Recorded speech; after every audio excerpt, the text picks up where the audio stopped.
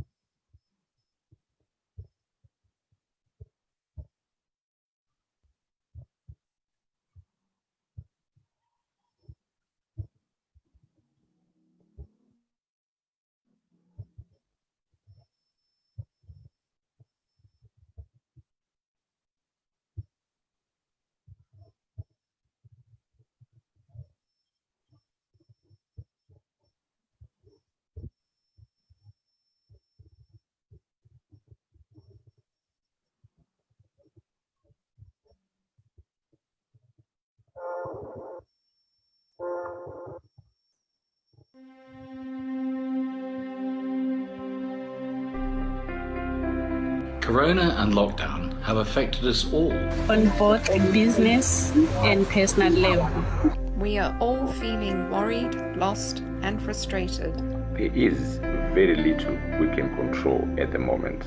But we want you to know that Professional Beauty and Salon International are here for you.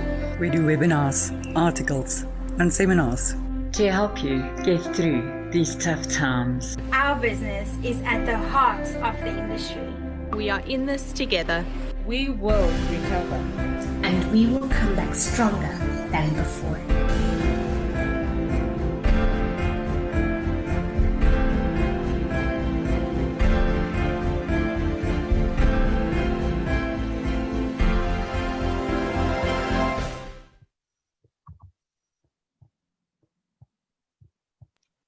Well, hey, well, thank you for that. Thank you for visiting our webinar today. We got two great nail experts to talk to you, a little bit of a Q&A and a demo to come. Just a couple of housekeeping points first. We have the chat area, as I'm sure you're aware of now with Zoom. Do please feel free to put in comments. We've already got one. Go, Andrea.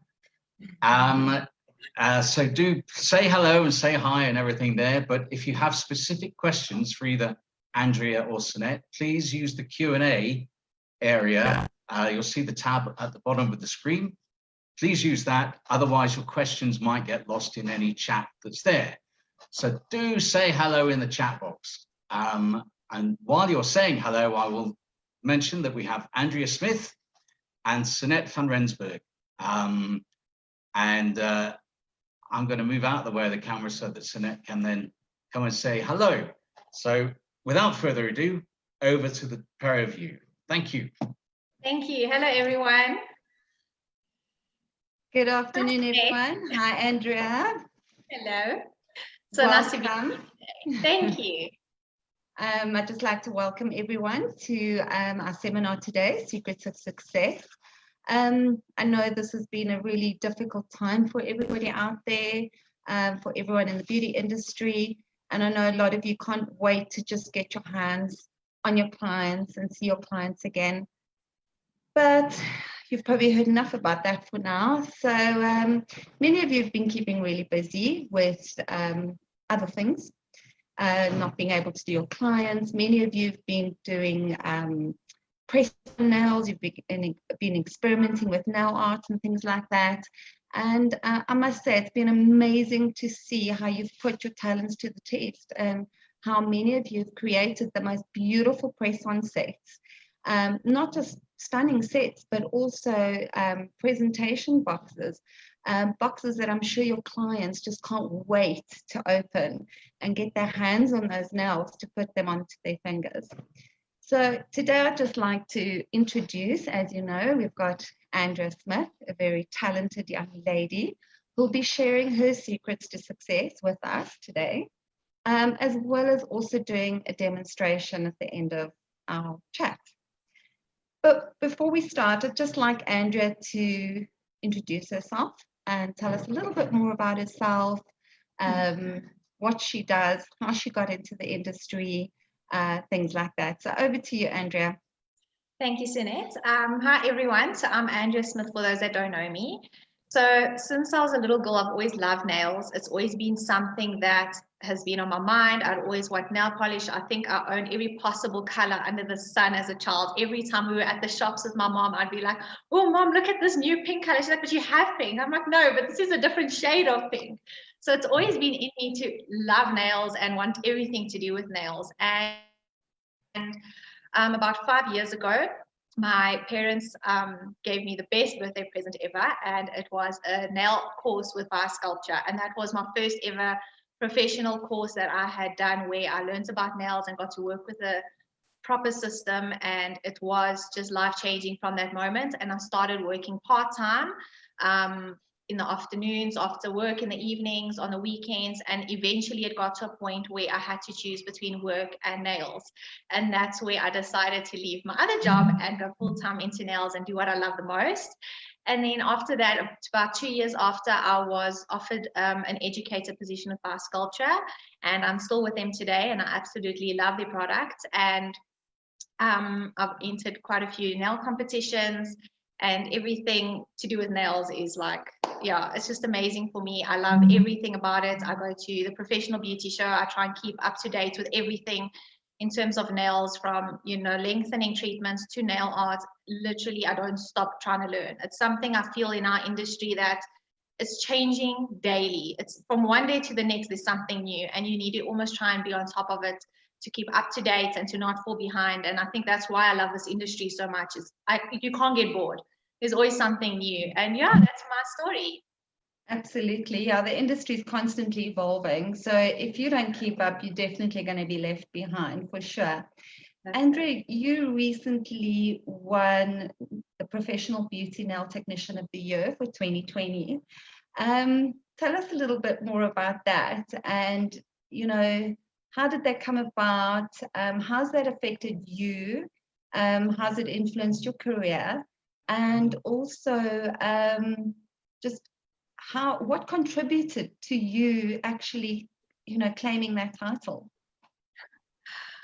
Honestly, I'm still surprised that I won that title, to be honest. It's still so surreal to me, and every time someone mentions it or I see it or it pops up, it's almost like a flashback of the evening when it happened. And to be honest, I feel that it's almost a build-up of things, mostly a lot of hard work and a lot of long hours.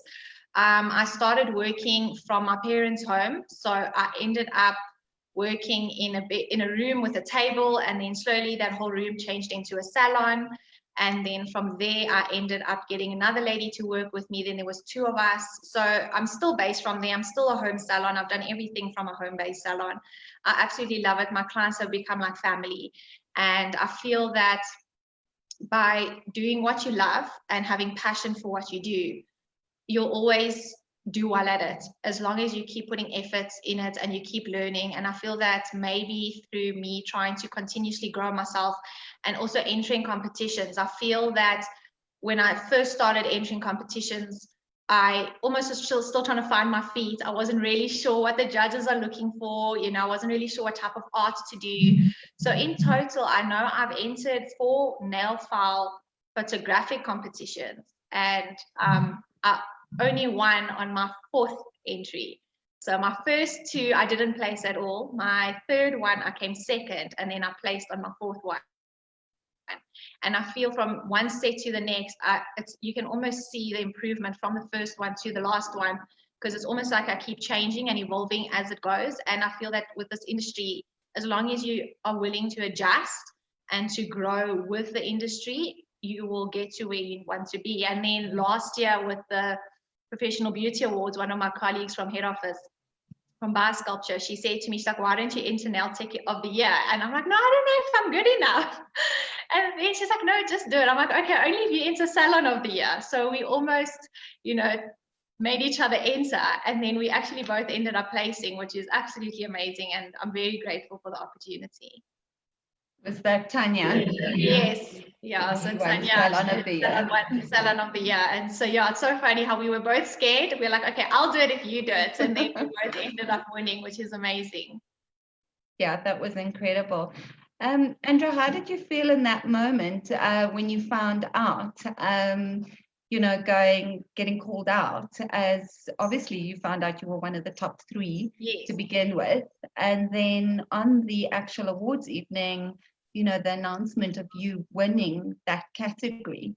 How did you feel in that moment in time?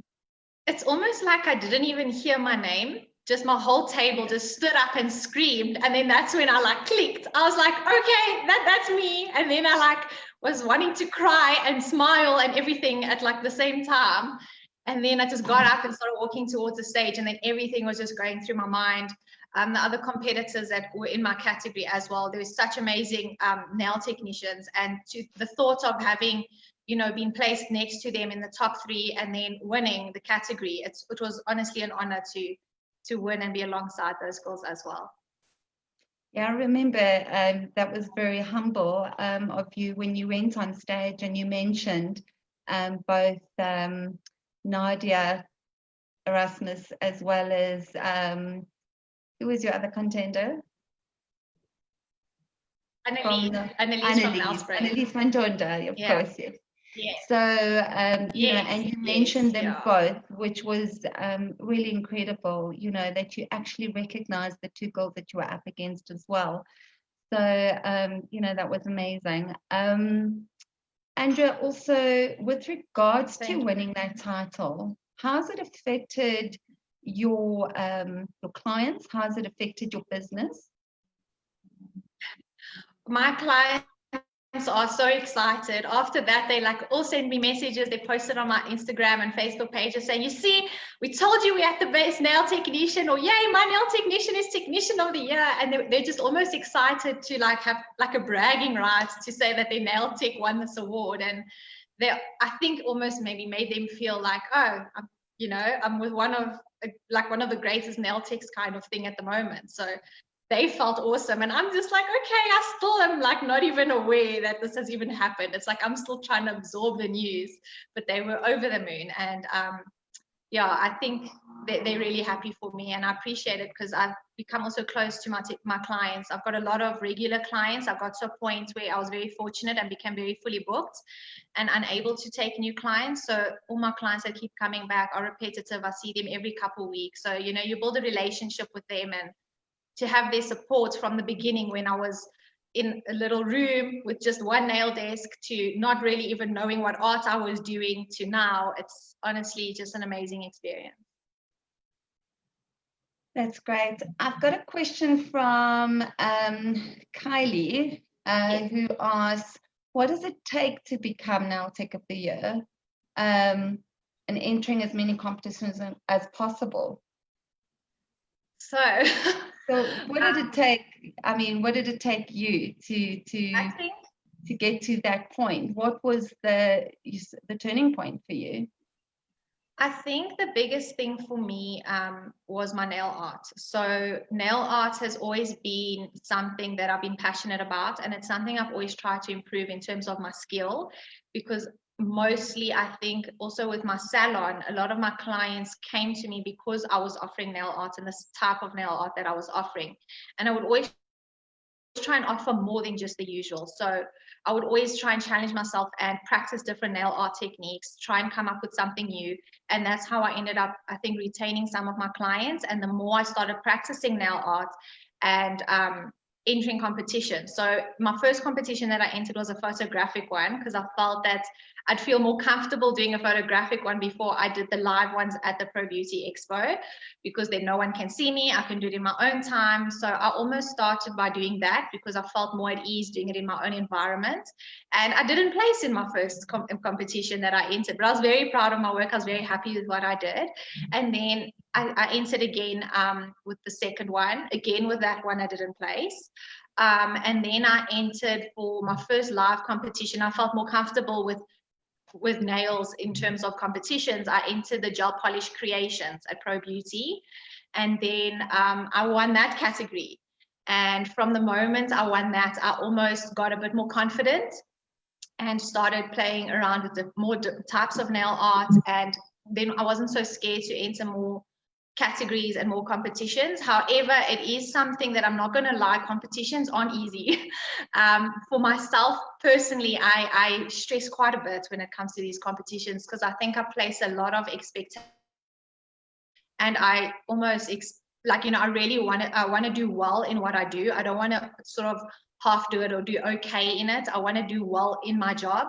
So I almost feel that the competitions is something where I need to showcase who I am as a technician. So I think I almost put that pressure on myself. But the more I've been doing it, I almost feel that my eye has also changed the way I look at nail art. I'm able to pick things up that I couldn't pick up before. And yeah, it's just a matter of don't give up on yourself and don't get disheartened when something goes wrong. This industry is so tough, and you'll have clients that maybe complain or clients that come and go. You'll have competitions that you enter and you don't win, and unfortunately it's just how it goes. But the thing is, you should never compete with other people. You must just compete with yourself. So always try and better who you are. Try and do better in this competition than you did in your previous, and not to try and beat the person that came first, or try and be better than that person.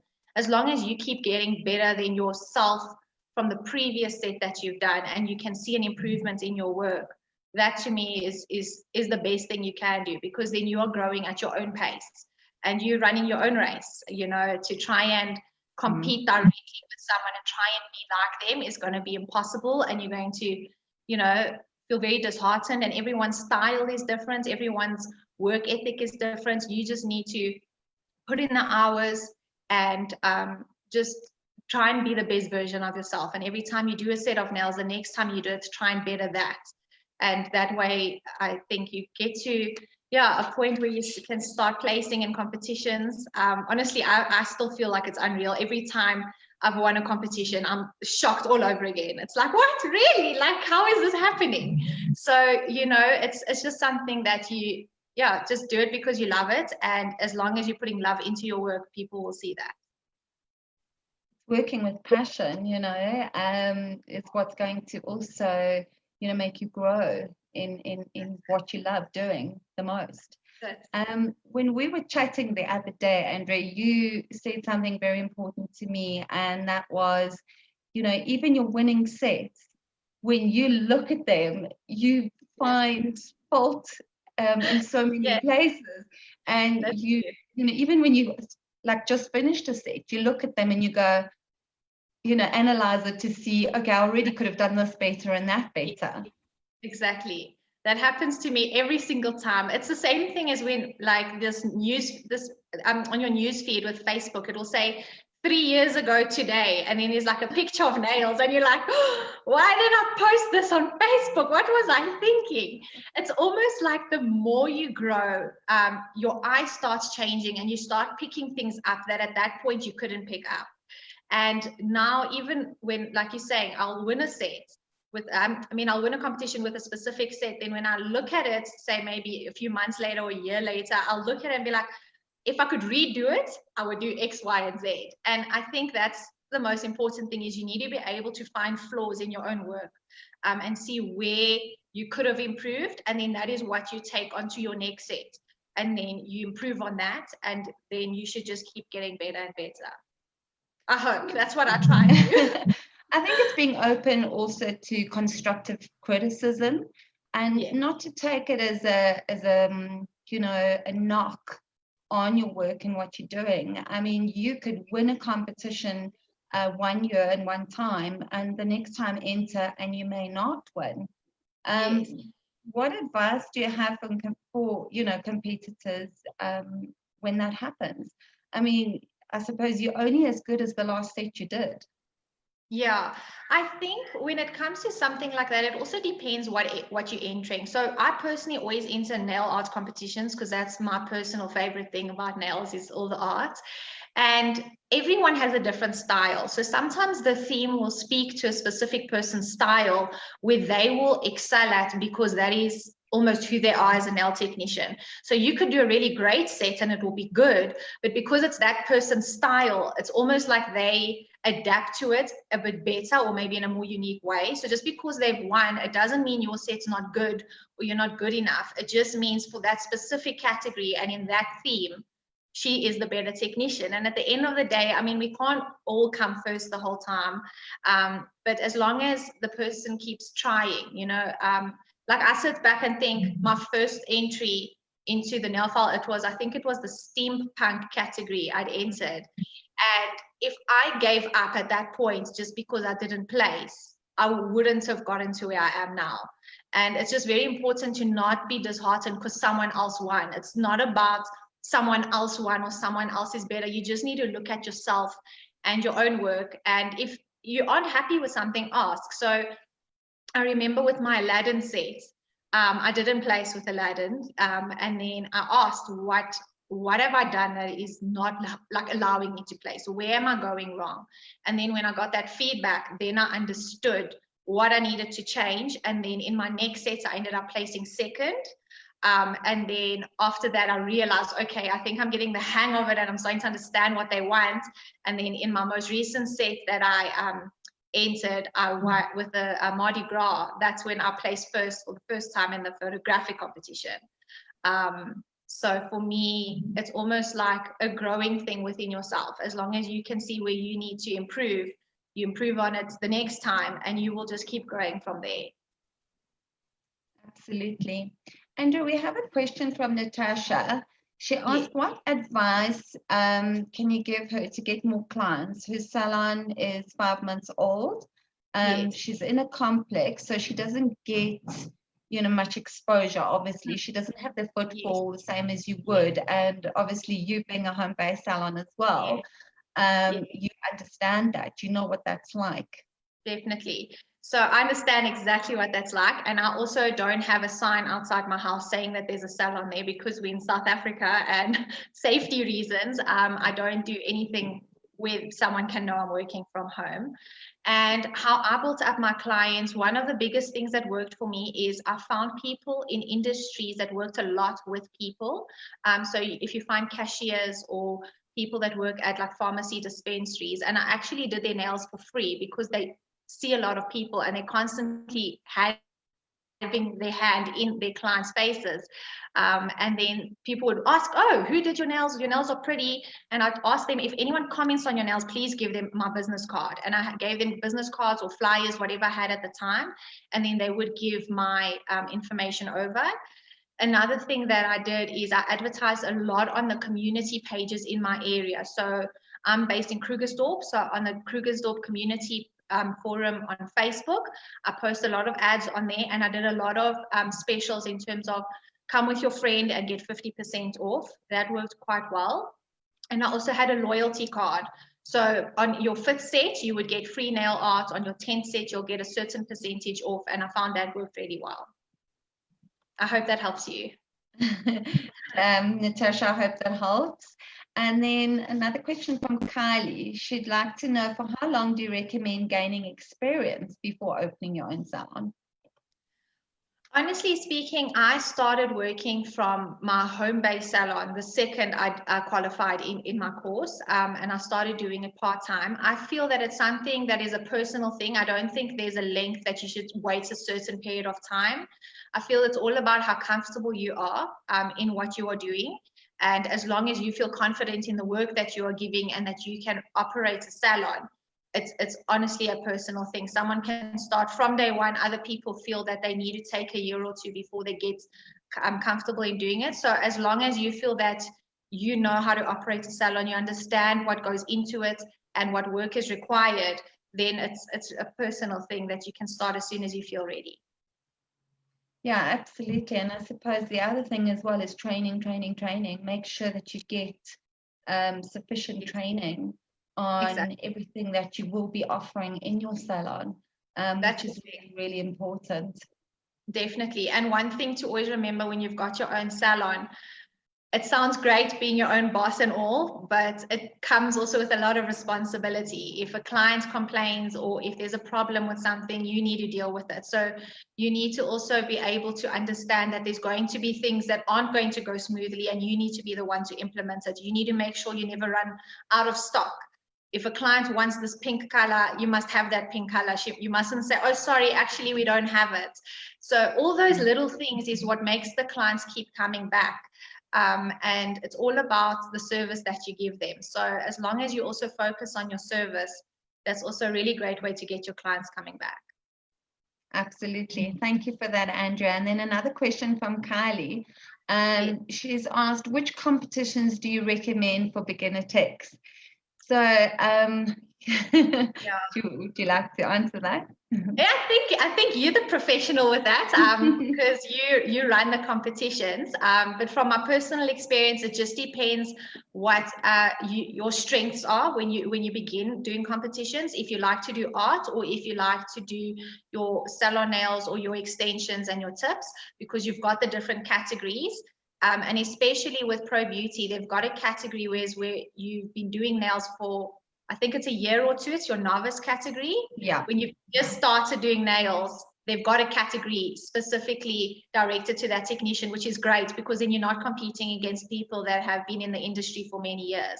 So I think that is something. If you also go onto the Professional Beauty website nearing the time of the expo, they also post all the competitions that will be there, as well as what experience is needed and what categories there are. So for example, you've got your overlay categories, you've got tip categories, you have sculpture categories, and then you've got your sculptures with nail art, then you've got your overlay with nail art, and it just keeps going up. So from my personal experience, stick to what you're comfortable with, but Sunette will definitely be able to give you more information from the technical side of things.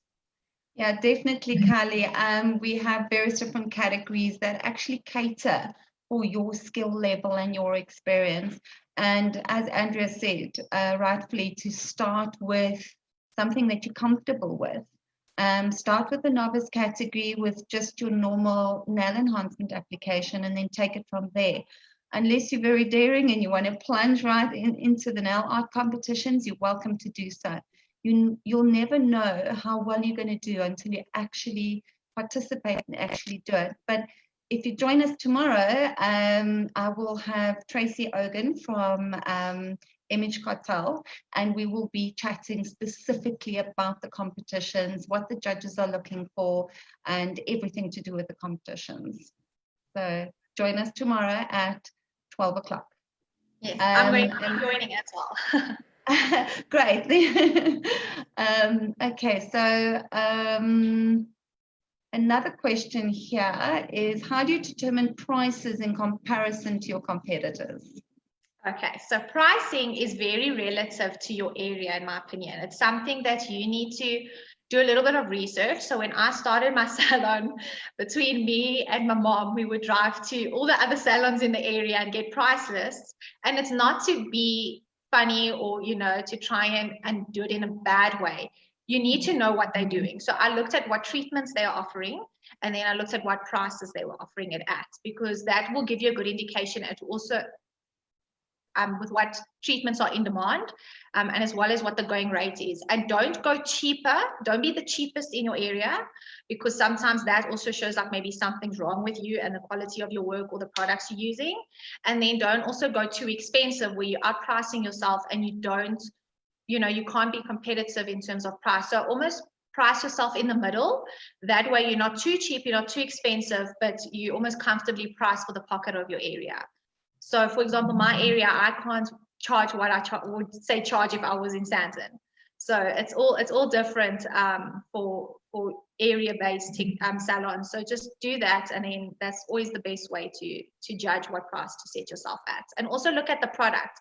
So even if someone is saying offering a gel overlay at X price, what product are they using for that gel overlay? Because also different brands and different products of different qualities.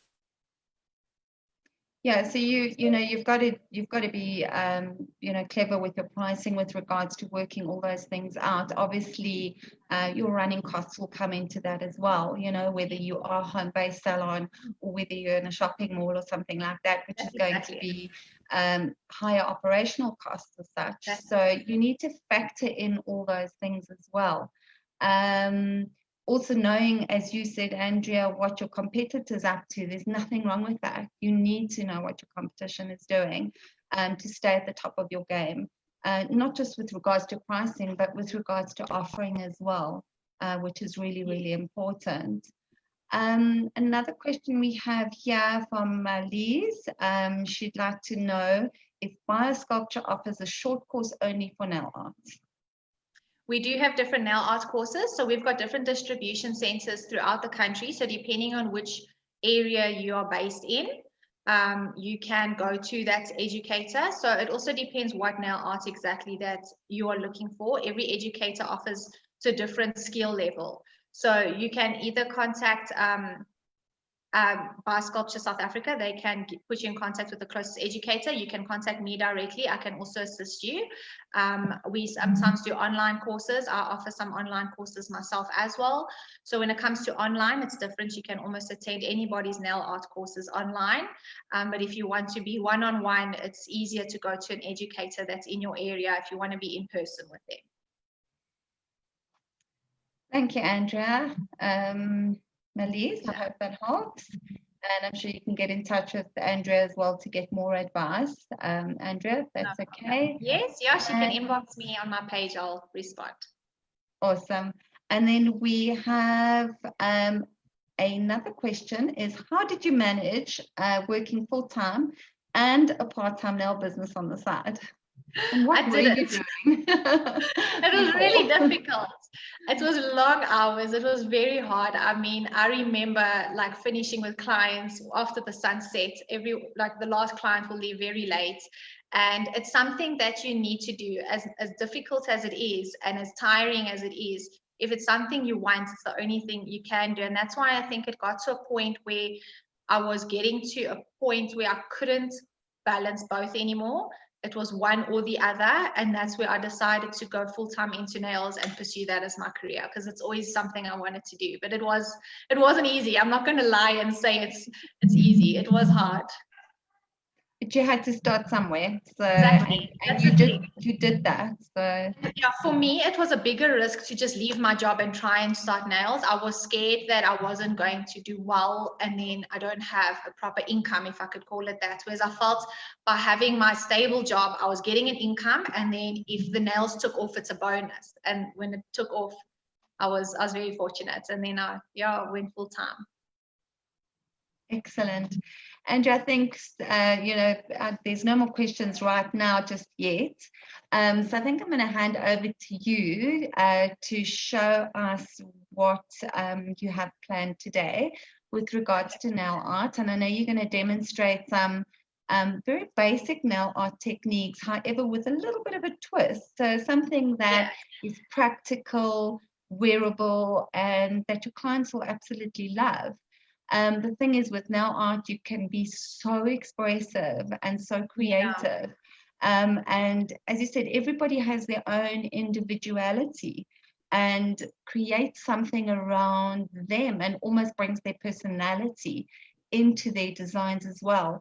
And something you said to me the other day when we were having a chat, you can look at something and you can try and copy it, but it's never going to look 100% the same as the other person's work, because you're going to put your own element into the work that you're actually producing, and you've got to make it your own, turn it into something that is your work, and that you've used your ability to create. So over to you, Andrea. Show us what you've got for us. Thank you so much. And just to quickly touch on something you just said, one of the funny thing is we had 2 clients in the salon. So it's myself and Yonita is the other technician that I work with. And it was 2 cousins that came in. And the one cousin was with me and the other cousin was with Yonita. And they both had the same picture from Pinterest. You know, Pinterest is one of those things that all our clients come walking in with. And there was a picture, it was like a little bicycle, like the front of the bicycle with flowers. And we both did the exact same thing because they wanted the exact same nail art. Even though they both looked like the picture, if you put it next to each other, they look completely different because our styles are completely different, but the end result still looked like a bicycle and flowers. So don't feel also disheartened when you can't mimic a picture exactly the same. At the end of the day, we're all unique, and by having your own unique style added to it, it should actually make it better for you because now you're adding your own originality and you're not just copying, you know, like a copy and paste nail art. So always don't be scared to experiment and just throw in your own designs. So I'm going to see if we can switch this on quickly. Here we go. You can see my hand. There you are. Let me see then. I don't know, you'll sort of see the side of my head here. So if you have any questions, you can still ask me, but I will be doing a few basic nail art designs. If you have any questions while I'm busy, you're more than welcome to ask. So I'm going to start with chrome. So I love chrome nails. I think it's such a beautiful look. I'm just using Chrome Catalyst, which is from Evo, over my purple gel. So I've already applied my color just so I can save time with our live. And I'm just going to apply a thin coat before I apply my chrome. So when it comes to chrome, you get so many different products out there. It's honestly, it's a personal thing. I don't specifically have a favorite. All chromes that I've ever bought have worked well for me. However, there's certain chromes that pick up on color. So you'll notice now I use the purple underneath. I bought this from the Professional Beauty Expo. I think 90% of my nail art stuff is from that expo, and I don't even remember half the time where I got it from because I just go mad. I remember from my first show that I went to, I was saving for months in advance. So I was putting money away each month. So when I go to the Pro Beauty show, I was like, this is how much I get to spend on nail art stuff. And then I would just go crazy. So I bought this holographic powder and it honestly lasts you forever. So I'm going to apply that to the nail. And I just use a normal makeup applicator that you use for your eyeshadow, and I'll just apply it over the nail. And when it comes to chrome, a lot of people experience chipping. I get that question quite a lot, asking what can I do to prevent chipping with chrome? The most important thing when it comes to chrome is sealing it. You need to seal it twice. And after you finished applying it, always dust off, and just at the free edge, just at the tip of the nail, just use a buff and just gently buff the excess of the chrome away. That also can prevent the chipping from happening. Now what you will do is you'll apply, say, a base layer and then your gloss if you wanted to leave it at that point, but I'm obviously going to add a little bit of art to that. So I'm just going to apply a base layer over my chrome to seal it in. So I'm using Evo Oxygenating Base. And you can see how the lilac sort of shines through that chrome powder. I love this chrome. The only sad thing is if it finishes, I don't even remember where I bought it from. I'll have to be on the hunt again for a new one. So while this is going to be curing, I'm going to show you what our next step is going to be. So I like to play with a lot with all sorts of mediums for nail art. I don't just stick to one medium. I don't only just work with gel. I like to work with different mediums as I feel it allows you to be quite creative and create different types of nail art. So on top of that, I'm sure some of you have seen before that you can use Sharpie Cokies, your permanent markers. There you go. See that? You can use them for nail art. You can create such different and unique things from basic to advanced art. Obviously, today we don't have time to go too much into detail, so I'm just showing you some quick, easy, basic nail art. However, you can get quite advanced with the Sharpies and create such beautiful images. So for today, what we're going to be doing over our I'm going to now cleanse my base layer. So you're just going to use your cleanser that you've got for your product, or you're going to use acetone just to remove the excess sticky residue. And then on that dry white surface, you're going to apply random blotches of your Sharpie Koki. So there's no rules, but just really small. You don't want it to overpower the nail. So just next to each purple blob, I'm adding the blue. And then I'm going to add some pink. There we go. And now what I'm going to do is I'm going to use pure rubbing alcohol to marble that over the chrome. And it gives it such a beautiful look. So I'm just going to use my palette here. I keep rubbing alcohol in a little dropper because I find with rubbing alcohol, it evaporates very quickly. So this way I find that it lasts quite well for me. And then I just remove some of the product and drop it out. And then I'm going to use my nail art brush. And then I'm going to just dip it into the alcohol. I just want to get a nail wipe. Dab the excess off. And then with the lighter color being the pink, I'm going to take my brush and I'm just going to place it on the little pink spot, and I'm just going to wiggle my brush left to right. So you can just see it's just a left to right movement until you've blended in the Sharpie. I'm not sure if you can see that. So that it almost starts becoming like a watercolor washout. Then I'm going to repeat it onto the purple. Dab the excess off. And now we're going to repeat with the purple. And then we're going to do exactly the same with the blue. And then they all start blending into each other. And you still don't lose the effect of the chrome. And especially once you've sealed it. Then once you finish doing that to each color, there we go. I just pick up just pure alcohol again, and I just randomly blotch over the design just to blend them all in just a bit further. And then you're going to have almost like a watercolor effect over your chrome. And this is something that's really pretty and elegant, and it's something quick and clients love it. And once the rubbing alcohol has completely evaporated from the nail, then your nail is dry and you just seal off with gloss, and then there is your design. So here you can see a finished nail that I've done with gloss, how it shines even more once you've sealed it off with gloss. And you'll still get that holographic chrome showing through. I'm not sure if you can see it as well as I can in reality. So there is chrome and Sharpies. I love it. I feel this is such a quick and beautiful technique to do. And on a client, I would probably do this on their ring fingers. And then I would use either a purple or pink or blue that I've done on the nail on the rest of the fingers. So that's a nice quick design. And this is something you can almost charge double for because you've done chrome, which you would charge for, plus you've done some Sharpie art. And nail art is always a fun way and easier way to make extra money in the salon, especially when you become fully booked and you don't have space for more clients. Selling product and doing nail art is the quickest way to build up that income. Okay, so that is that technique. That was quick and easy, but really beautiful, Andrea. Just wanted to ask you, would you use that as a background to create something else on top of that as well, if you wanted to?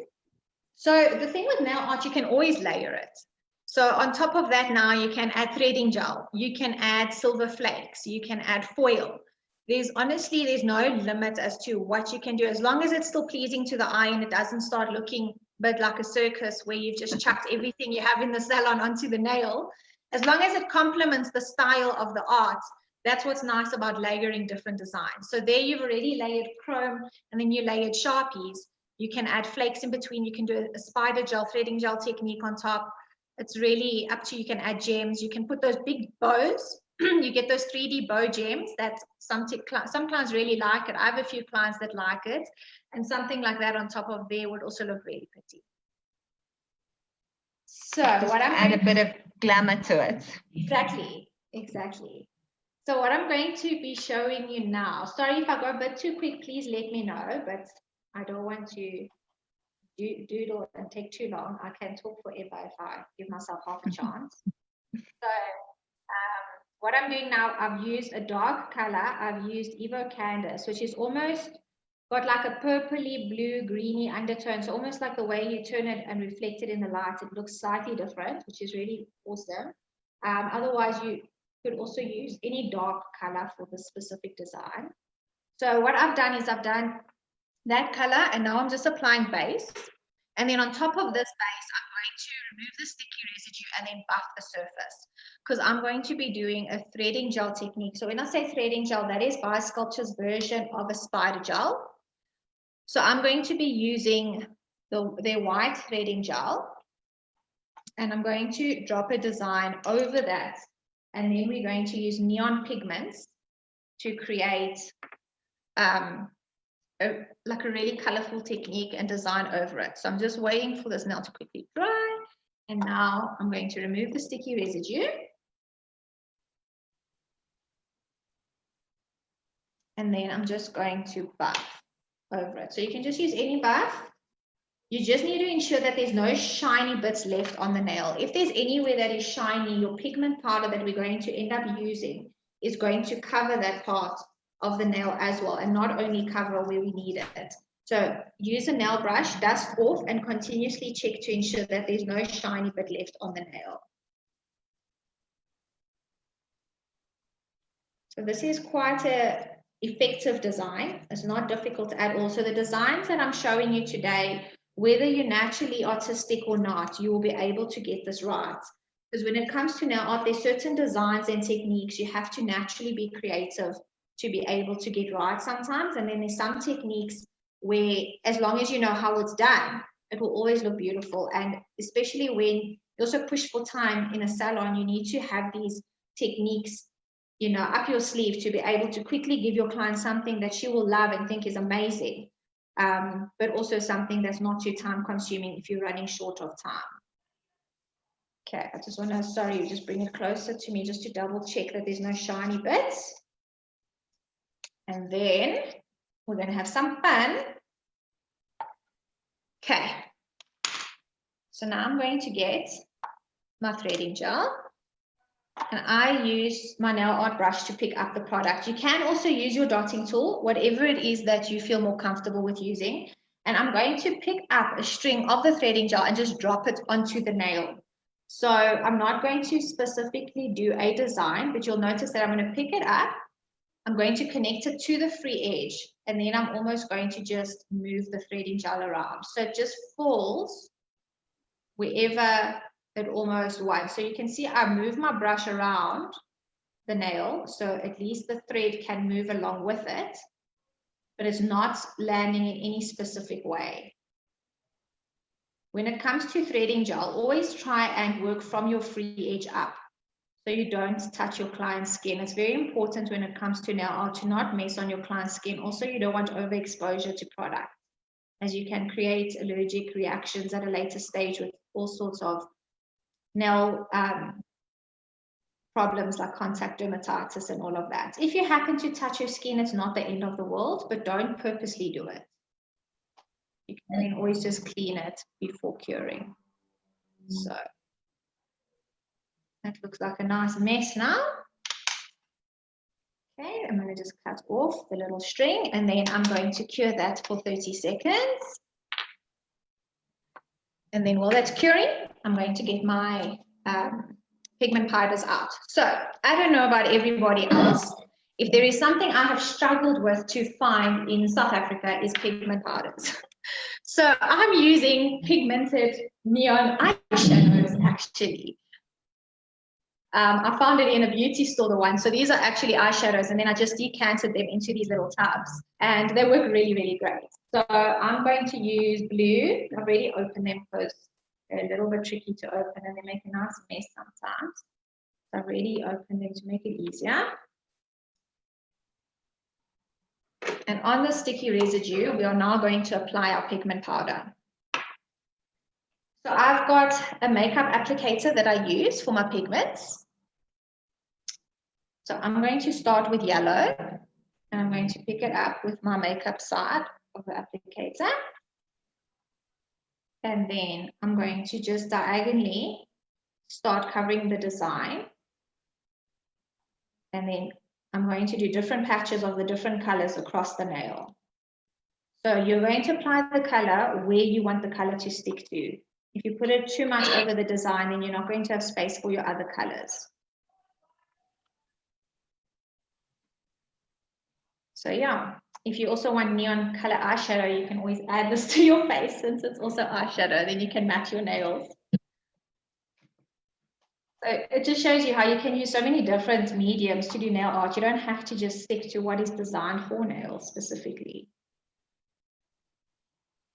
Andrea, just to be, to clarify for everybody, before you put your powders, you didn't wipe the nail with any alcohol or anything like that. You left I left the sticky residue, yes.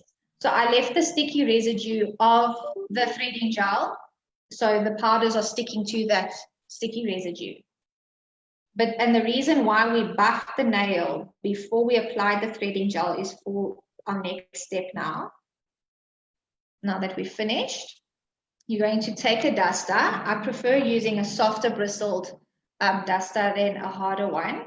And then now you're going to dust off all the excess. So only the pigment that was applied to the threading gel will show.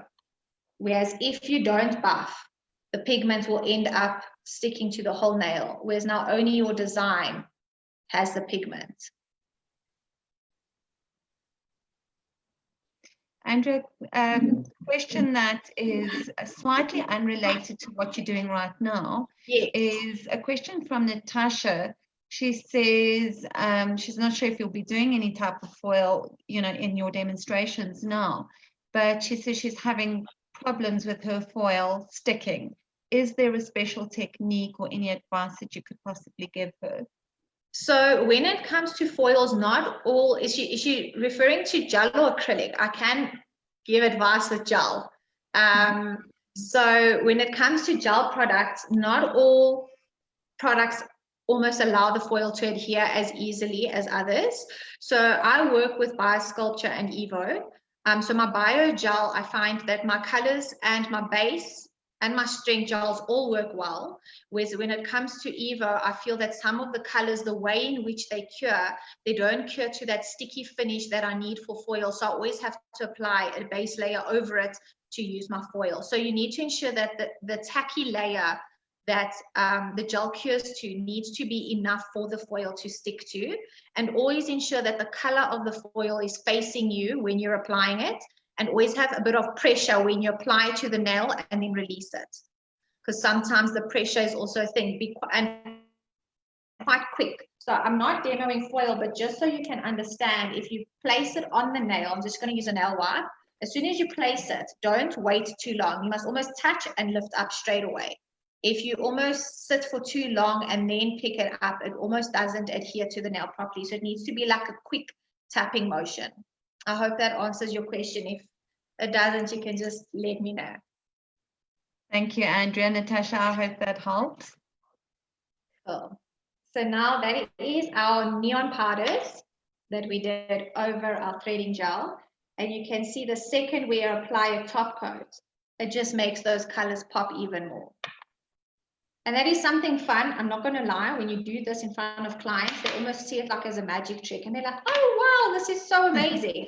Because you've almost done like an ombre of colors over this design. And they get very, very excited. So then you look like a magician at the same time.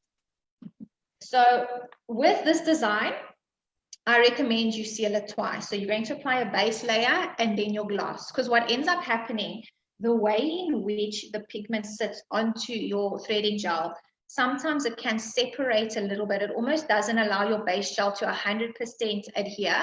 So if you had to just do your gloss and you remove the sticky residue, sometimes some of the pigment might come off. So you must seal this twice with this specific design. And that is our neon powder threading gel combination. Let's Awesome. do Andrea, one. sorry to interrupt. Just one more question from one of our viewers is she'd like to know, Yes. where did you buy your Sharpies from? I bought them from a stationery shop. So any stationery shop. Any stationery shop, yeah. I think my specific one that I got from, it wasn't from a branded one, but I do know like your CNA and your PNA will have them. Mine is like a random stationery shop in our area, but your PNAs and CNAs have it. They've got different ones. And you'll get quite excited because they've also got pastels. Don't buy the pastels. They don't work so great. The color intensity is not really good, because I went crazy and I bought those. And I also bought the silver and gold, and I didn't find that they work so well. But the pack that's got your darker colors worked really, really well for me. So these were great. Awesome. Thank you, Andrea. Pleasure. Okay, so I've got a little nail here that I'm going to show a bit of a more funky way of doing stamping, because stamping is something I find technicians love to do, especially when you're newer doing nails. It's like the first thing you buy. I'm not going to lie. I bought this at my first Pro Beauty show, and I've still got them. I think I bought 4 of these metal plates. They're from Moyu, and I honestly love them. And they've always, you know, in the beginning, this is like all I did until I started realizing that I could also freehand a little bit. So it's also nice though to play around, especially when you push for time and a client wants something fancy on their nails. You can always do a quick stamp. So for this design, what I've done is applied a dark layer of gel, and then I've removed the sticky residue. So it is a dry white surface, and I'm going to use these round stencils by Biosculpture. You'll see they've got different cutouts. So I'm going to use the larger circle, and I'm just going to place them over the nail.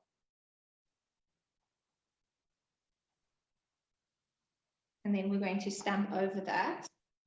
So I like to always mix techniques together. I don't always stick to one technique and do exactly the same thing over and over again. I like to mix it up. But I think it's because I also get bored of the same thing myself. So by mixing it up, it also keeps me entertained when I do nails. Okay, so there we go. I've applied 3 large circles, you can see. And now what I'm going to do is I'm going to take my stamper. So you get all sorts of different ones out on the market. They don't all work great. It's almost like a trial and error, unfortunately. And you always need to remove any fluff with some cleanser, just to ensure that there's nothing on the stamper, because it picks up fluff quite easily. And then you're going to use your scraper. So this Moyu scraper I got with the kit, and then I'm using the Moyu polish with it. So before I start with the polish, what I'm going to do is I'm going to get my applicator again for my neon pigments, and I'm going to apply the pigment to my stamper. So I'm going to just apply it, different lines, so there's some pink. Nice mess. The name in itself, pigment powder, should tell you that you're gonna have a bit of a messy situation. It's almost like glitter. It just goes everywhere. Once you've used it, it's staying with you for the rest of the day until you showered. Sometimes even then something will still pop up. So I'm just putting yellow and pink pigment powder. So you can see I've just put them in a line. And now I'm going to apply my polish to my design that I've chosen. And the trick when it comes to stamping in general, I always thought it was quite an easy technique, but I've noticed there's quite a lot of technicians that struggle a little bit with the concept of picking up the polish off your metal plate. So not all polishes work well. That is one big thing. You need to work with a polish that is made for stamping. And then you also have to work very quickly and ensure that there isn't something like a window with a big draft or aircon in the room. That can also make it dry a lot quicker. So if you do work with aircon on, almost like switch it off for that moment, do your stamp, and then you can switch it back on, just from personal experience. So I'm just applying it to the metal plate. I'm scraping off the excess. I'm going to pick it up with my stamper onto the pigment powder, and then from the pigment powder and stamper onto my nail. And there we've got the design that has been transferred. So now transferred everywhere, and then we're going to remove our stencils. I have misplaced my tweezers. I like to use my tweezers to remove this. And then you've got gaps on the nail where you didn't stamp. I mean, where your stencil was.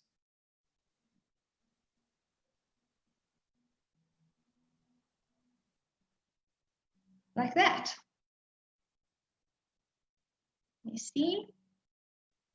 So you've got a nice ombre neon pigment with your stamping. You could have done that over the whole nail without doing a stencil. Doing a stencil just adds to it. You can take a white gel. This is my favorite white gel at the moment. It's Bio Sculpture. It's very highly pigmented. So I love working with highly pigmented products when it comes to nail art. And I'm going to use my fine nail art brush. And then I'm going to just add detail around my circle, just to almost give it a bit of highlighting. So we just give it a bit of definition. I hope you can see, and I'm not covering it too much.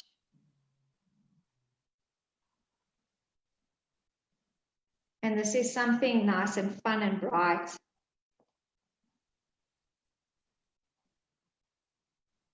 And you don't have to only use neon pigments for this. You do get pigment powders that are also darker of color. That could also work really nice over a lighter color background. I just love working with neon pigments because they're just fun and bright. Okay, sorry, my lines aren't the best because I've got this light in front of my face here. So I'm just doing it quickly just so you guys can get an idea that when you add an outline, it just accentuates that shape and it just makes it pop a bit more.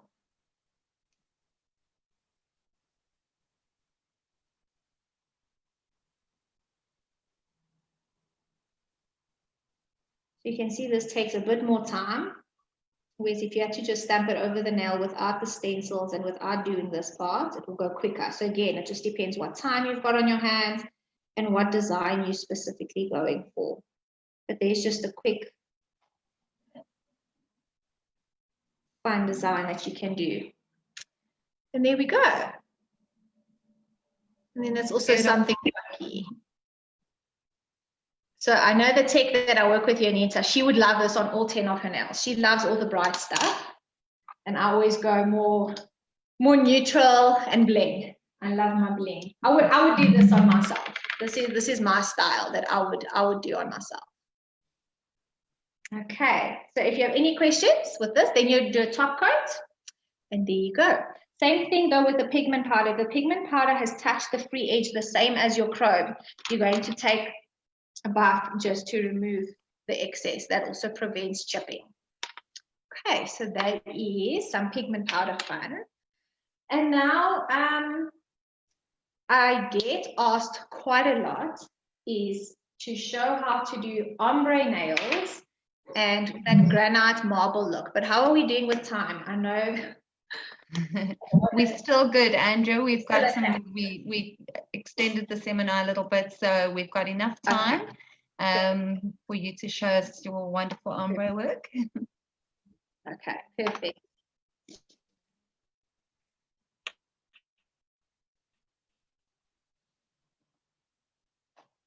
So just want to see where can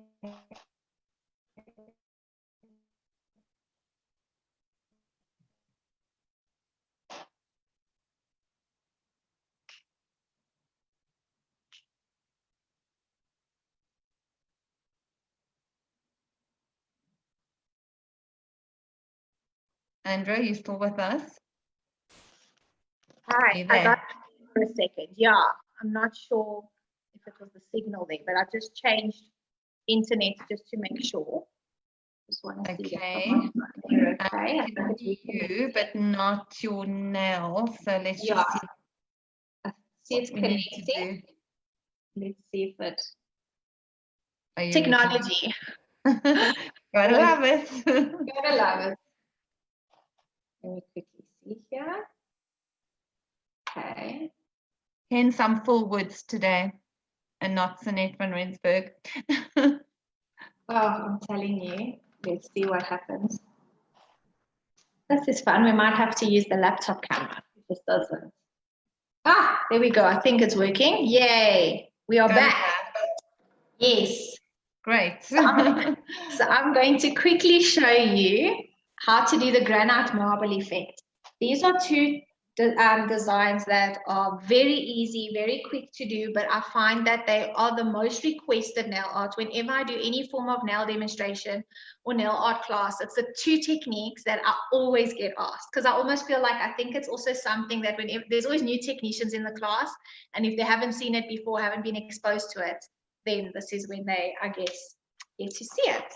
So I hope that you'll enjoy my version of how I do it, because it's also something that you can do differently depending on what products you work with and what you like to do specifically. So this granite look that I'm going to do now, you can use gels to do it. You can use Sharpies to do it.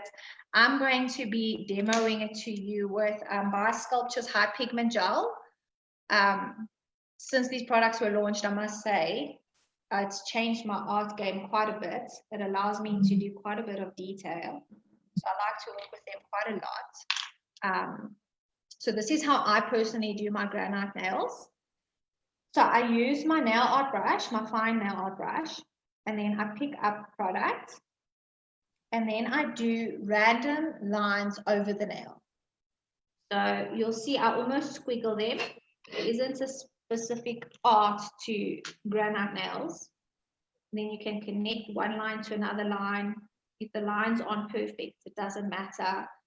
And it also, again, depends how big your client's nail is. It's going to also affect how, how many lines and what length lines you're going to be applying. Okay, there we go. So there are my lines. And now I'm not going to cure that. What I'm going to do is, again, I'm going to use my rubbing alcohol, and I'm going to decant some of that onto my palette. I'm going to use a thicker nail art brush. See there? And I'm going to pick up the alcohol. I've always got a nail wipe at hand just to release excess off the brush. And then I'm going to dab over these lines. So you can see I'm going left to right. And this is what almost starts to blend my my lines into like a granite look, because you'll notice granite always has a blurry, like light gray background to the granite cracks. So this is what we are creating first. So you almost need to layer your granite. So you've got this part in the back, and then you're going to add your lines again on top of it, just to add that definition. You're taking away those very definite lines, Andrea, yes, that are there. Yes. Do you actually drag the brush through, or you just dabbing the brush up and down? I'm cutting it. Yeah, so I'm dabbing left to right, and now you'll see the lines are quite thick. So I'm going to just take plain alcohol again. And where it's a little bit thick, I'm almost going to use the alcohol to just erase some of the thickness, just to make it a bit thinner in terms of the width of the lines that has become gray, if you can call it that. And it's a lot harder to show you this. So you can see now we've got the gray background that we've created for our lines. Now what you're going to do is you're going to take your fine art brush again, and then you're going to, over that, add with very light pressure those little lines again, just to give a little bit more definition to where you want your cracks. So you can see you're almost layering on top of one another.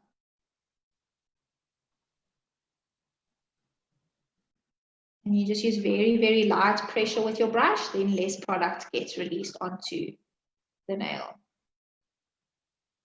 And then you've got your cracked marble look. And this one line is a bit thick for me, so I'm just going to go back in.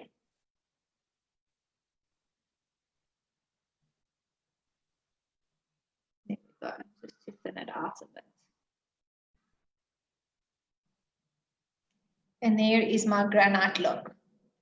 Oh, I'm trying to find the camera. Okay.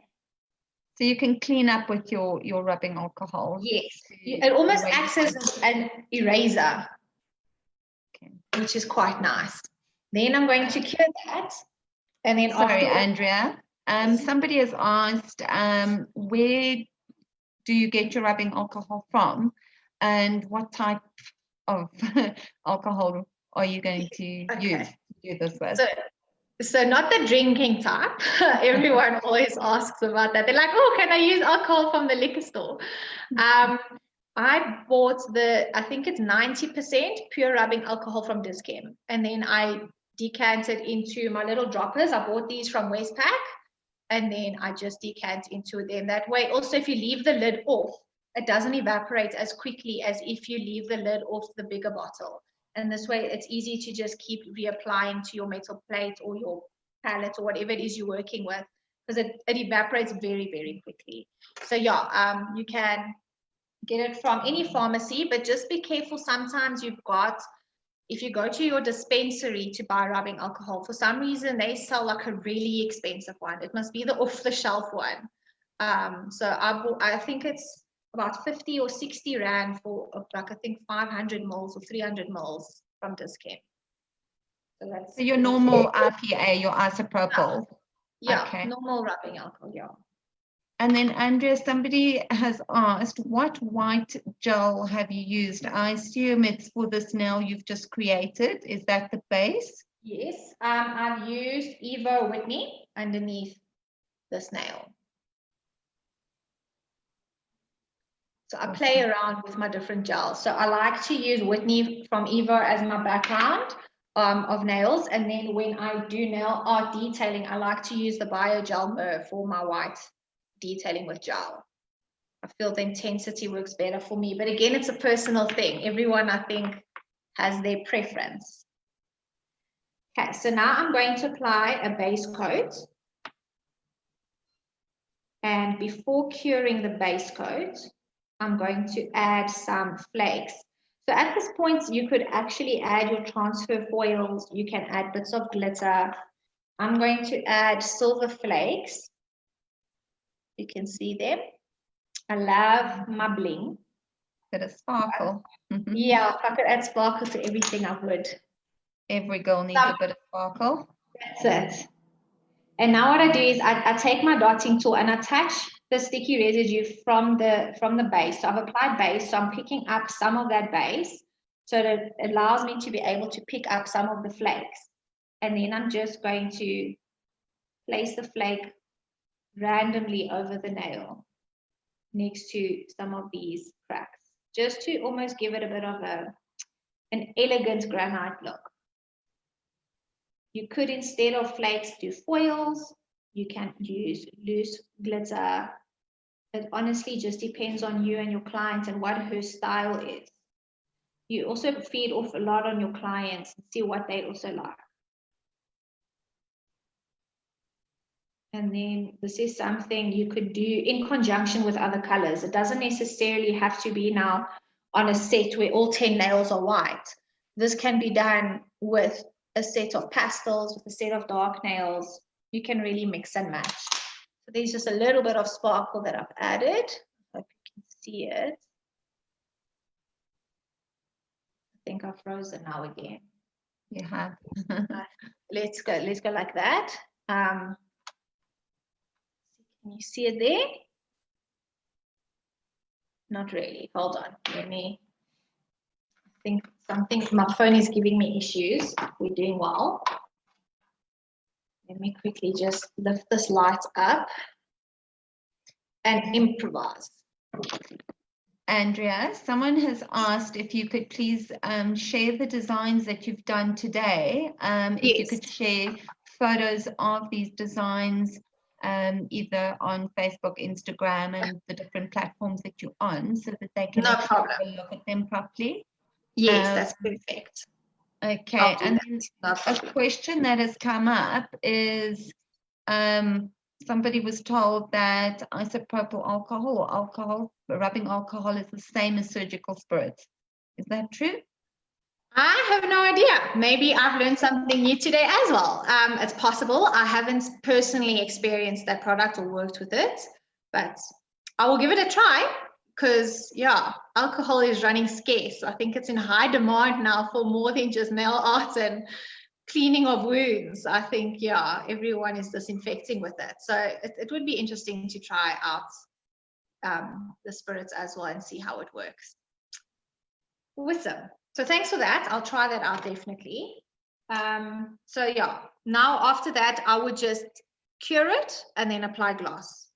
So I'm going to have to definitely, we've got one more design, but it looks like, I don't know if my phone died or it's just given in on me, but it's not switching on.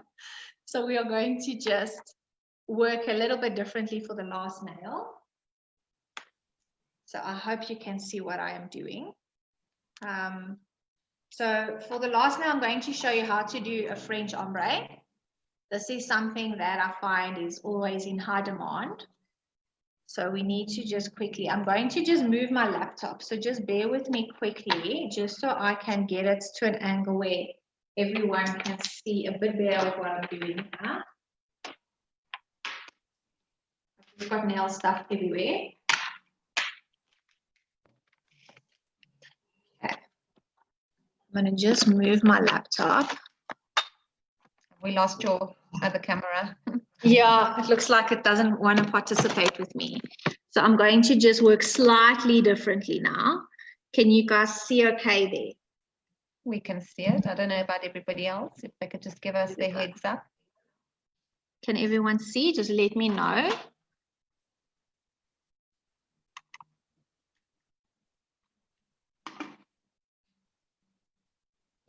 Oh, are we okay there? Can I keep going?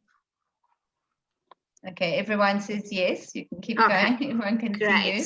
So there we go, because I can't see a single thing because I've tilted my laptop down. So let's hope that this is going to work. We can see what you're doing, so that's good. That's the main thing. Okay, so I've applied Evo Angela. So it's a soft pink. It's like a French pink. And I'm just going to cleanse it. So I'm going to remove the sticky residue from the color. And then I'm going to prepare my white. I'm using white HP gel from Biosculpture. I feel that it works the quickest for me for French ombre. So I've just put a small amount on my palette. And now I'm going to use a little puffer. And I'm using tape, normal sellotape, to remove the fluff and the dust off my puffer, because these are dust magnets and then it ends up going into your ombre. So you're just going to use the tape to remove all the excess dust and fluff off here, and you'll actually see it end up sitting on the tape. And then you're going to puff it into your white high pigment gel, and then you're just going to dab next to it just to prepare and work the product into your puffer. And the color that you see on the plate is exactly how it would represent on the nail. So once you finish puffing and you're happy with what you're seeing, you're going to start applying it to your nail. So I think it'll be a bit upside down, but as long as you can see, you're going to start from the free edge of the nail, and you're going to puff from the left and to the right, and you're going to repeat it just at the free edge. You can see I haven't moved upwards yet. I'm only at the tip. Once I am happy with the color intensity, I'm going to move slightly more upwards, and I'm going to repeat it in the exact same steps. And you can see I'm using a fast dabbing motion. And I just keep going from the left to the right. And as I'm doing this, I'm gradually working my way up. And then you can see how you are starting to get your faded French look. Are you able to see it there, Sunette? Yes, we can see it. Good. Okay, great. Andrea, how important is it to dab off your puffer before you apply your product to the nail? Because sometimes you see girls who are demonstrating this technique dabbing the little puffer off quite considerably before they actually transfer it onto the nail. Would that depend on the intensity of the color that you are trying to achieve? Yes. So the key is if you just pick it up and now transfer that to the nail, you'll actually see on the side, it's almost got like a clump of gel. And if you apply that straight onto the nail, it's going to leave a very uneven, thick, I'll just quickly apply to this nail here. You can see how thick and pasty that almost looks. It doesn't give you the ability to be able to blend it in properly. So you need to almost work with minimal product on the puffer. It almost gives you more control, and that's what gives you the ability to create that blend. So after my first layer of white, I'm going to repeat the exact same step. And now go even slightly higher, but I'm going to start exactly from the free edge again and work from the left to the right. And now work slightly higher. And it all depends on the length of the client's nail, how far up the nail you're going to go with this product. And you'll see as you work further up, you'll have less and less product on your puffer. That way, it gives you that blended effect. Okay, and now if you're happy with this, you can cure and seal with your glass. Otherwise, if you want a more white, bolder intensity, you can add a third layer. Otherwise, I feel this is a very quick and easy way of doing an ombre. It's a lot easier for me personally than blending into gels together. I feel that that can be quite time consuming, and this is a lot quicker for me. So in my salon, this is how I like to do my French ombres. And then we will seal that. And there we go. This light is quite bright. I feel like a ghost now. That's always, your French ombre is always a very classic look. And yes. I think one that will never ever date or go out of fashion. Yeah, I feel out of everything that I've ever done in my salon, if there's an art that I've repeated, it's been French ombre. It's something that is always classic and you can always add to it. So just one of my favorite things to normally do, let me quickly turn this down so I can just show everyone, is I like to add a bit of a glitter blend at the cuticle area.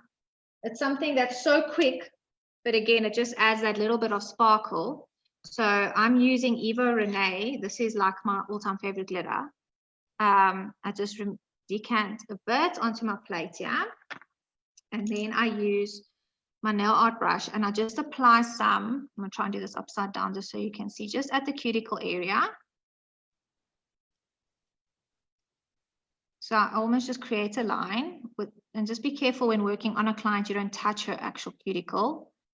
There's nothing worse than when there's gel touched on the skin and then it's cured. Okay, so once you've done your line, you just take the nail art brush and then I'm turning it around again, and then I just blend the gel downwards in little lines. So I just move left and right, and I just use soft patting motions. So there's no right or wrong, and I just drag the glitter downwards. And then you end up having a nice glitter. I don't know, can you see it nicely, or is it too white? I don't know if the light is showing. Maybe tilt it a little bit, Andrea. There we go. Can you see nicely? That's better. And there we go. That's my favorite look to do when a client wants something quite elegant, and especially on brides. This is such a popular look, and you wouldn't necessarily do the glitter on all 10 nails. I'd probably just do it maybe on the ring and index finger, and then the rest just the plain ombre. And then once again, Andrea, you've got a lovely canvas to apply probably any nail art, some spider gel or some rhinestones even to that, to actually just zhuzh up the design a little bit more. That's exactly it. So, you know, you can take almost everything that you've got and you just layer it together, and then you just end up creating all sorts of designs that, you know, can be unique, and you can incorporate it. So yeah, it's almost like you just need to let your imagination run wild and just feed off your clients. Like, I have some clients that let me do whatever I want. So they'll come and they'll be like, I'll know that I can do what I want. They normally just give me the color. So they'll be like, I'm list for purple today. So then I'm like, okay, cool. This is what I have in mind, because I know she's coming. So I already almost pre-plan what I'm going to do. And then I almost work off her style, and I know, does she like bling? Does she like gems? Does she not like to feel things? Does she like matte? Oh, Andrea, you still with us?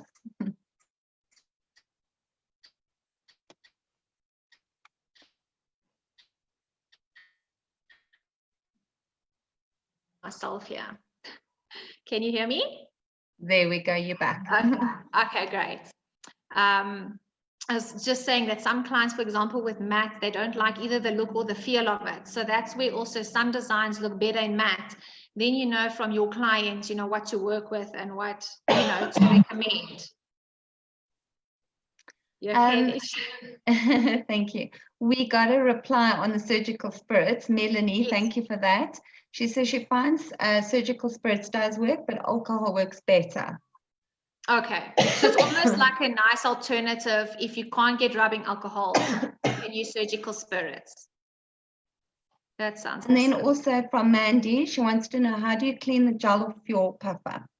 Okay, so to clean your puffer, I'm going to quickly demonstrate it for you. I'm just going to clean this product off here. No shame. Don't think Jeanette's feeling well there. Oh, I'm making a mess on myself. Okay, so the easiest way to clean your puffer is to take your prep plates that you've got. So I'm going to use this, and what I'm going to do is you're going to use your either like a polish remover or an acetone of some sort, and you're going to wet your nail wipe, and then you're going to place it onto your prep dish, and then you're going to take your puffer and you're just going to puff around the nail wipe, and that is going to start removing the pigment off your puffer. And you'll notice that it will absorb a little bit of the liquid, and it will inflame a little bit and almost swell up, and that's completely normal. It will happen, and then as soon as it dries, it will shrink back to normal, and then there you go. However, when you do work with a very high pigmented product, so sometimes, like some of my puffers, if I've puffed with my black or my dark purple, it can stain your puffer. So even though the pigments has come out in terms of it being clean and you've washed it, and it ends up staining, I just then keep it for purple only, and then I just almost use the same puffer for the same color when I do use it. So I hope that answers your question with that. Another question from Chantal Dempers is, yes, how often do you replace your puffer? And is it necessary, especially now at the time with the pandemic, is it necessary to use a new puffer for every client? I think that would turn out a little bit costly. Yeah, and is that actually necessary? So with the puffer, I find that it lasts me quite long. And the time, you know, you need to replace it almost when the sponge itself it almost starts brittling and starts falling apart, if you can call it that. It's the same as like if you have to use a makeup sponge. As soon as it almost starts getting those little holes in it and it's not applying your foundation as well as it's supposed to, then you know it's time for a new one. And it's the same with these, but they do last really, really long. That's what's nice about them. And in terms of the pandemic, funny enough, I had the exact same question, and we have sent it through to Biosculpture's. She's almost like our ambassador for hygiene and safety. She's from the UK. Her name is Erica. With Canada, sorry, I'm getting confused now. She's from Canada. And she is going to get back to us on all these questions, because I had the same thing about the puffer, wondering where is the line with the pandemic. However, I do feel that in my opinion, we do sanitize the client's hands, and her hands will be clean when we are using it. It's the same thing as our gel in a bottle product. So it's the same thing as applying it with this brush as well, and then just putting it back in the pot. I feel the puffer is almost the same.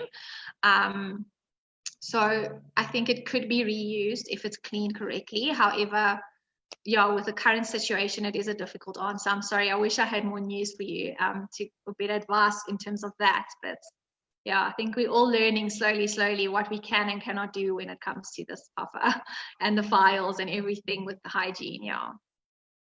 Yeah, I think we've just got to look at the possibilities of actually transferring, the virus from nail to surface, or to an item that you're actually working with on the nail. However, what everybody needs to remember is that you are prepping and cleaning that nail before you're actually doing any application, and you once again, wiping it with the alcohol constantly throughout your application.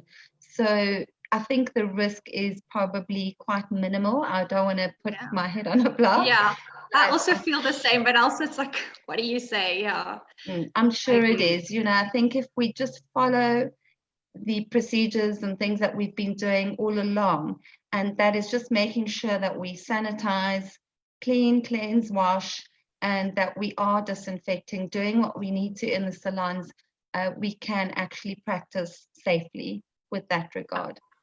Yeah, I agree with that as well. And another nice rule to almost implement in your salon is, once you have sanitized your client's hands, once she's washed and you've sprayed her the hand sanitizer and all of that, and you begin working, to almost just request of her, even before she comes, almost send out rules and regulations of the salon, and just say that once hands have been cleaned, to not touch any personal belongings, including their cell phone.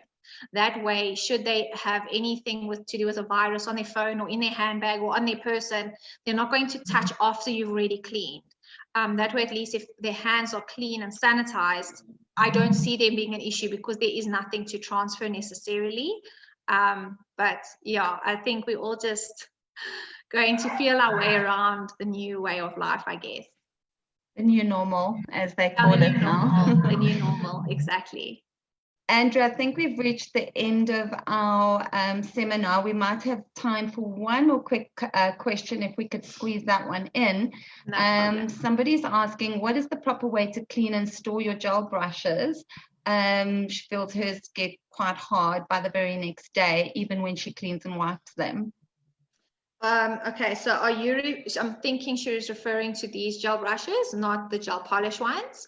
So what I do is I always store them with the lid on. I see some technicians don't always keep the lid on, and I know they do get a bit stiff in a sense. I just always, in the top of my mender pump where I've got my solution. So if you've got your mender pump, you just release some of the liquid, and then you just push the bristles into that liquid, and then it just softens them. Then you just wipe it. With a dry wipe, and then you're good to go, and then they're nice and soft and flexible. I also find that that's what happens with me, and then I do that, and I'm good to go. As long as you ensure you've removed the product. If you haven't removed product and you store product on your brush, the next day trying to get that pigment out of your brush is a nightmare. And another thing that I like to do is I have 3 brushes. I have one for my clear gels, one for my color, and then one for my glitter. Because with your glitter gels, you can never get that glitter out of your bristles 100%. There's always that piece that somewhere stays, and then as soon as you're doing something like a white overlay, that piece is going to come out, and it could be like a red glitter or something. So that way I have a different one for each set of gels, and that way it works better for me. Awesome. And then, Andrea, there are a couple of other questions, but we'll send those through to you. So if we haven't answered your questions, we will do so.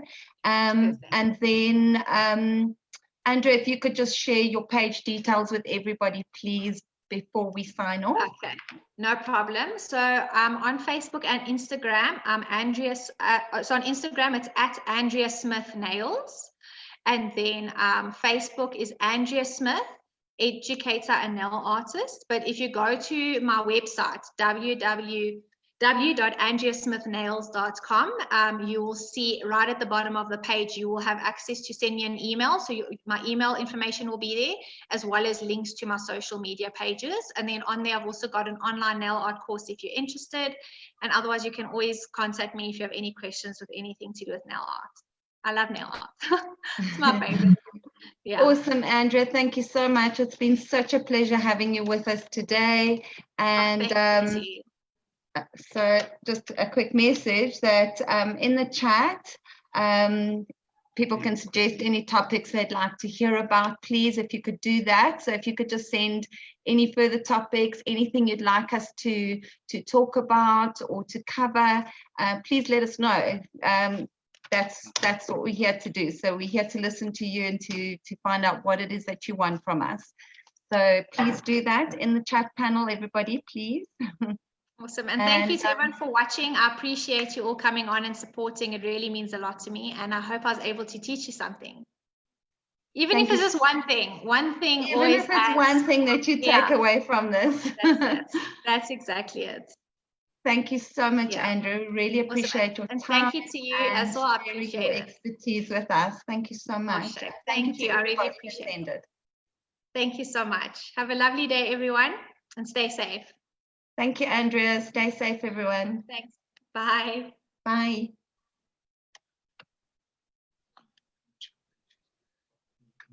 Go to mute. Wait.